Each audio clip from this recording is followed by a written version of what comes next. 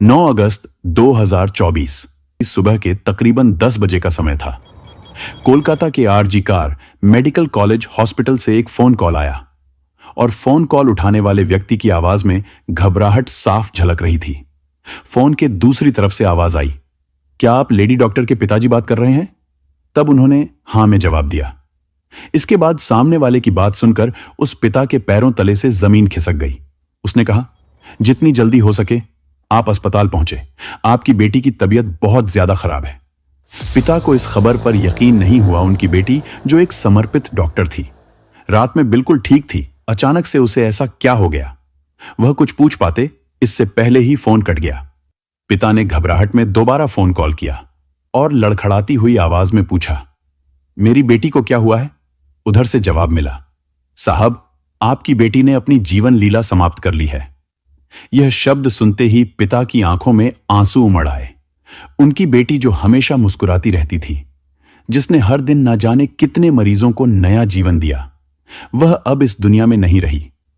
बेटी की खबर सुनते ही मां भी फूट फूट कर रोने लगी। वो टूट चुके थे, लेकिन अब बिना देरी किए वो दोनों अस्पताल की ओर रवाना हुए। लेकिन उन्हें नहीं पता था कि जब तक वे अस्पताल पहुंचेंगे, यह खबर पूरे शहर में आग की तरह फैल चुकी होगी।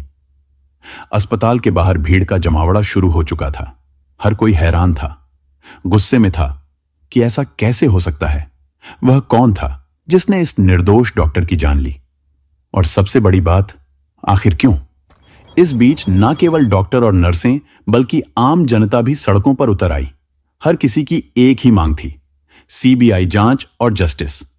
इस घटना ने इंसानियत को शर्मसार कर दिया था।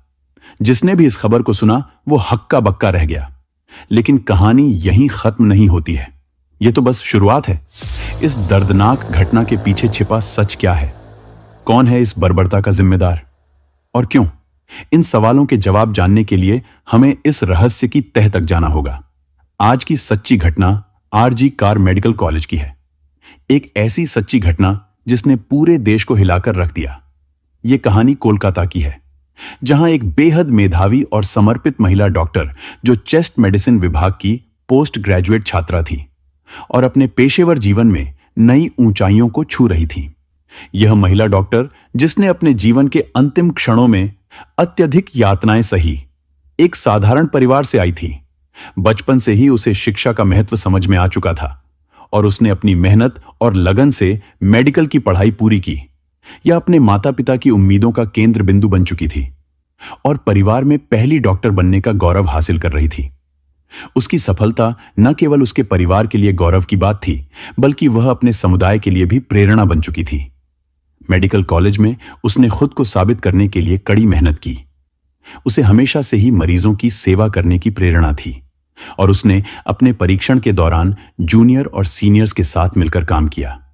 वो हमेशा मुस्कुराते हुए मरीजों की देखभाल करती थी और अपने काम के प्रति समर्पित थी। लेकिन कोई नहीं जानता था कि एक दिन यही समर्पण उसे भयानक अंत की ओर ले जाएगा।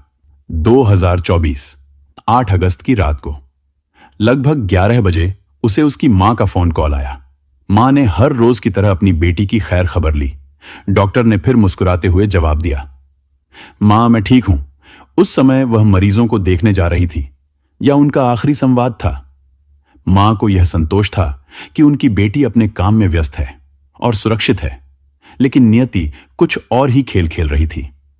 रात 12 बजे के आसपास, जब सभी लोग अपनी थकान मिटाने के लिए सोने की तैयारी कर रहे थे, डॉक्टर अपने 2 जूनियर सहयोगियों के साथ बैठकर हंसी मजाक के बीच खाना खाया।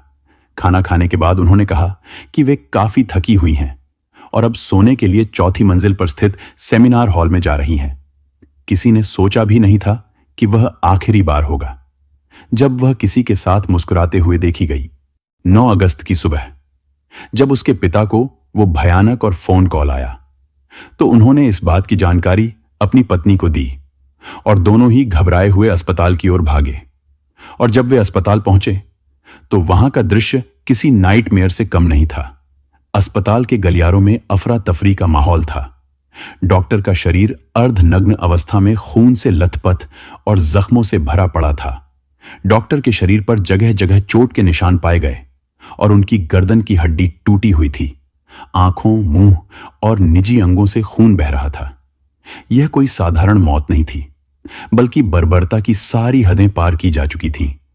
बेटी की हालत को देखकर पिता और मां दोनों टूट जाते हैं और अब कहने सुनने को कोई शब्द ही नहीं बचता। इस भयानक घटना की खबर ने पूरे अस्पताल के सभी डॉक्टरों, नर्सों और कर्मचारियों को हिलाकर रख दिया। जैसे ही यह खबर अस्पताल से बाहर निकली तो सोशल मीडिया पर आग की तरह फैलने लगे और पूरे शहर में गुस्से की लहर दौड़ गई। अस्पताल के बाहर लोगों का जमावड़ा होना शुरू हो गया। डॉक्टरों और नर्सों ने धरना प्रदर्शन शुरू कर दिया। लोगों की बस एक ही मांग थी, न्याय और दोषियों को सख्त से सख्त सजा देना। बढ़ते दबाव के चलते इस मामले की जांच बहुत तेजी से शुरू हुई।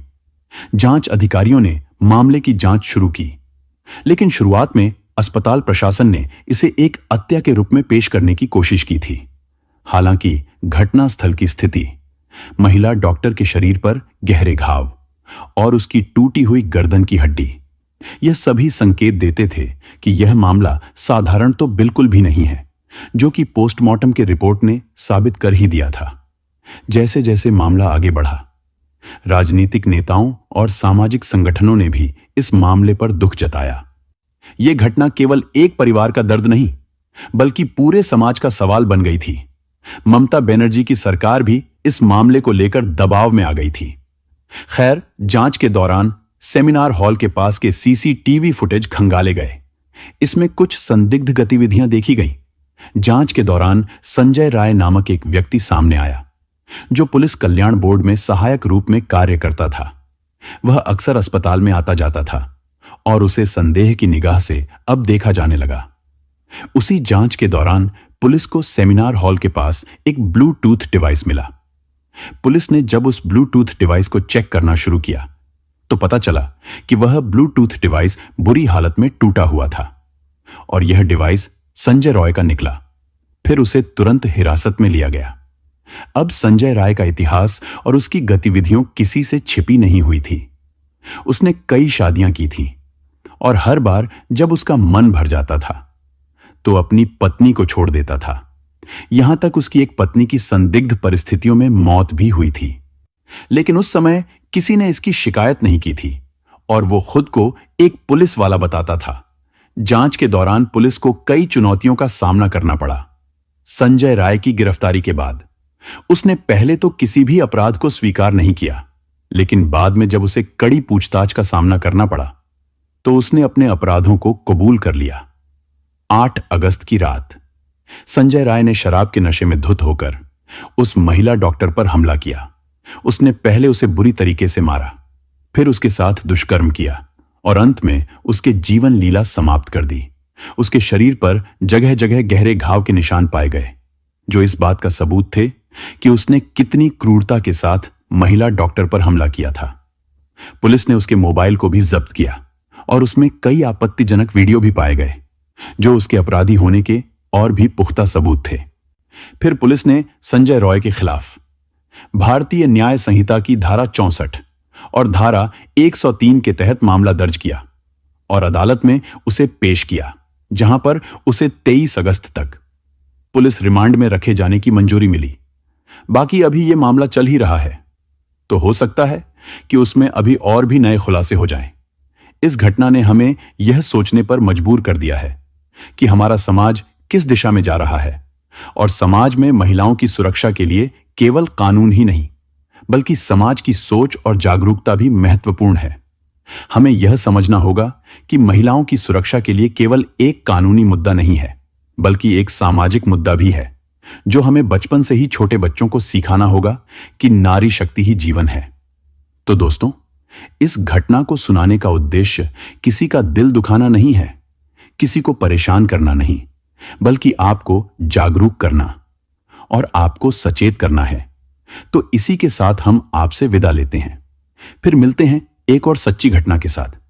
तब तक के लिए सावधान रहें, सुरक्षित रहें।